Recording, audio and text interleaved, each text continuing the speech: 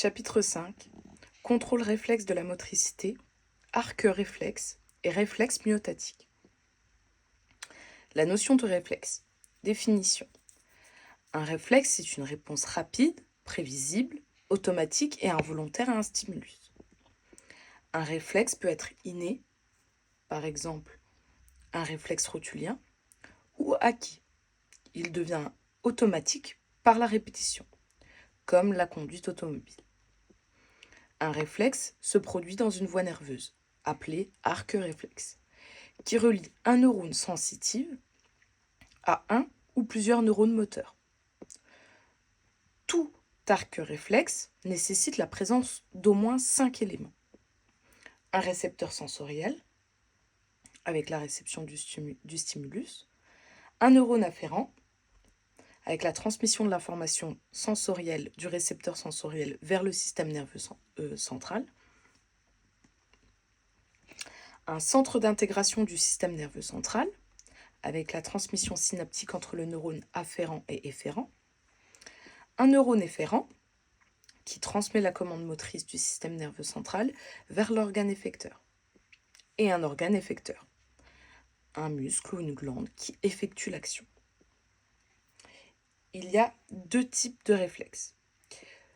Le réflexe monosynaptique, il existe une synapse unique entre le neurone afférent et le neurone efférent. Et le réflexe polysynaptique, il existe un ou plusieurs neurones d'association, appelés aussi interneurones, entre les afférences sensorielles et les efférences motrices. Les synapses des neurones s'associent et sont situées dans le système nerveux central. Remarque, plus il y a de synapses dans un arc réflexe, plus le réflexe est long à se mettre en place. Le réflexe dans le système nerveux autonome et somatique. Le système nerveux autonome permet la régulation du milieu intérieur. Les réflexes viscéraux régissent l'activité des muscles lisses, du muscle cardiaque, des glandes, de même que diverses fonctions. Par exemple, le réflexe salivaire, le réflexe pupillaire, la fonction digestive, la pression artérielle et la transpiration. Le système somatique, système nerveux somatique, il permet la régulation de la relation avec le milieu extérieur. Les réflexes somatiques stimulent les muscles squelettiques. Par exemple, les réflexes oculaires, les réflexes de retrait de la main d'un objet brûlant, les réflexes rotuliens et mettre la main en avant quand on tombe. Une grande partie des activités courantes de l'organisme est programmée sous forme de réflexes. Remarque, on comprend dès lors que la recherche des réflexes soit un outil d'évaluation de l'état du système nerveux. En effet, l'altération des réflexes, qu'il s'agisse d'une exagération, d'une distorsion, d'une absence, traduit la présence d'un trouble. Elle apparaît souvent avant tout autre signe de maladie. Les réflexes spinaux. Ils sont nombreux. Ce sont de nombreux réflexes. Les réflexes spinaux ne font intervenir que des neurones de la moelle osseuse et se produisent sans que le cerveau y participe. La moelle épinière est alors le centre d'intégration dans l'arc réflexe. Pourquoi les réflexes spinaux sont-ils nombreux alors ? Parce que la moelle épinière est la principale voie de transfert de l'information, depuis la peau, les muscles, les glandes jusqu'au cerveau et inversement. Cette communication entre la moelle épinière et le reste du corps est assurée par les nerfs spinaux ou rachidiens, dont on possède 31 paires.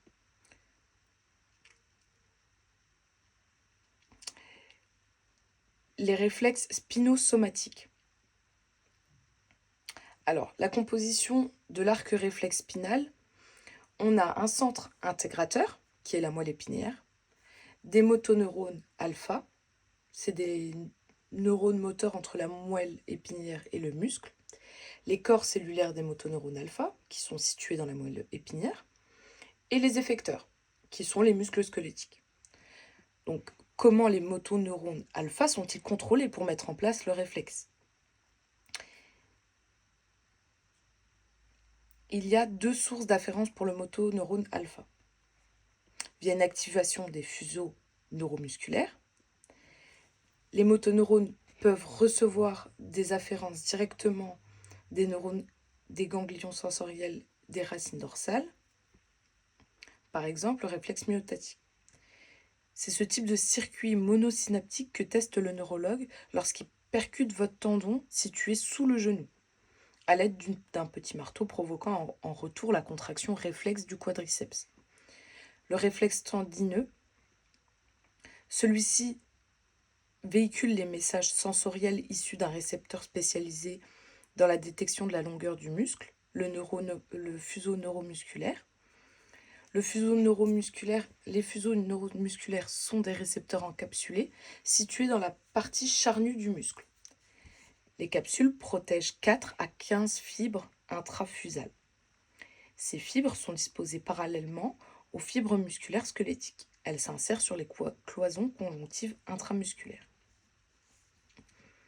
Les fibres intramusculaires sont innervées par des terminaisons sensorielles de deux types de neurones dont les corps cellulaires sont situés dans un ganglion spinal de la racine dorsale de la moelle épinière. Lorsqu'il y a le coup de marteau, on a un étirement des faisceaux musculaires, une augmentation de la fréquence des potentiels d'action dans les fibres. Cette augmentation de la fréquence induit une transmission des influx nerveux aux motoneurones. On a donc un muscle étiré. Cela engendre la libération d'acétylcholine au niveau de la jonction neuromusculaire, ce qui induit la contraction du muscle. Les effets du réflexe myotatique ne se limitent pas au seuil du muscle étiré. Les fibres 1-alpha du muscle étiré ont des articulations directes non seulement avec les motoneurones alpha du muscle étiré, mais aussi avec les motoneurones alpha du muscle agoniste, agissant en synergie sur la même articulation. L'augmentation de l'étirement d'un muscle donné produit une contraction donnée des muscles synergiques. Mais au niveau d'une articulation, il y a des muscles synergiques et des muscles antagonistes. Que se passe-t-il au niveau de la moelle épinière? Via les interneurones spinaux, les neurones excitateurs ou inhibiteurs faisant partie du circuit impliqué dans les programmes moteurs spinaux.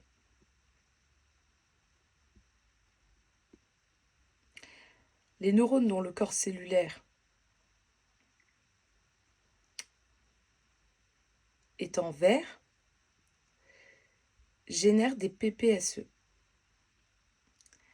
Ceux en rouge génèrent des PPSI. Donc, le neurone afférent et déférent. 3 mécanismes.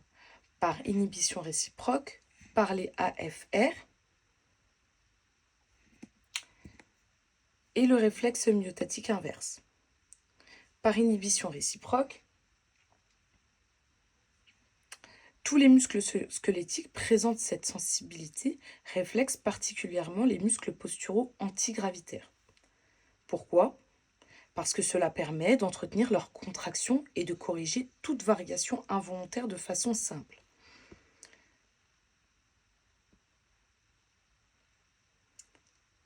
Les récepteurs extéroceptifs afférents ou réflexes de flexion, AFR. Les AFR sont des fibres sensitives fines d'origine cutanée, A, gamma et C, ou musculaires, 3 et 4. Les AFR émanent généralement de récepteurs nociceptifs qui arrivent directement dans la corne dorsale de la moelle épinière et font synapse dans la substance grise. Elles sont à l'origine de réflexes complexes, beaucoup plus lents que le réflexe myotatique car impliquant de nombreuses synapses. L'arc réflexe à partir des AFR comporte au moins 3 neurones. Le neurone moteur, le neurone sensitif et le neurone d'association.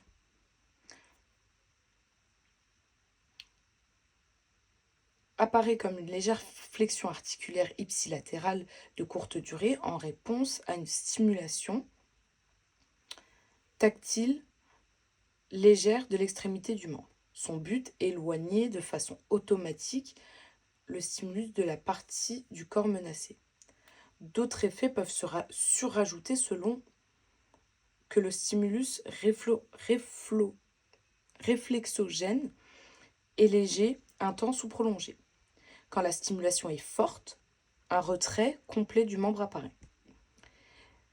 C'est donc un réflexe de retrait de défense qui affecte la musculature squelettique en réponse à un stimulus, généralement douloureux ou agressif. Réel quand on se pique ou on se brûle légèrement, ou perçu, flexion du tronc si quelqu'un veut vous donner un coup de poing dans l'abdomen. Les connexions des AFR, indirecte excitatrice avec les motoneurones des muscles fléchisseurs du membre stimulé, et indirecte inhibitrice avec les extenseurs du même membre. Le réflexe de flexion est polysynaptique et il comprend au moins un motoneurone, généralement plus, latence supérieure à 2,5 voire 3 millisecondes. Le mouvement engendré sont donc en fonction de l'intensité et de la durée de la stimulation. Contraction et durée de contraction. Augmentation avec l'intensité. Le réflexe myotatique inverse, via les récepteurs tendineux de Golgi, limite la contraction musculaire. Le réflexe d'inhibition, et c'est un système qui protège le muscle d'une contraction trop forte pouvant le léser, via les récepteurs tendineux de Golgi. Les mécanorécepteurs proprioceptifs, situés dans la jonction musculo-tendineuse, informent le système nerveux central de la force musculaire développée pour soulever une charge lourde et actifs lorsque les quadriceps se contractent. Plus la charge est forte, plus la fréquence de potentiel d'action sont augmentées. Plus la charge est faible, plus les fréquences de potentiel d'action sont diminuées. Il y a différentes étapes. La transmission de l'information à la moelle épinière via la corne postérieure, la transmission au tronc cérébral, thalamus et cortex, traitement de l'information par une chaîne d'interneurones dont le dernier est un inhibiteur, transmission de l'information motoneurone alpha de la moelle épinière. Prise d'une charge lourde, mouvement volontaire, elle est donc activatrice. Et récepteur de Golgi interneurone inhibiteur est donc inhibiteur.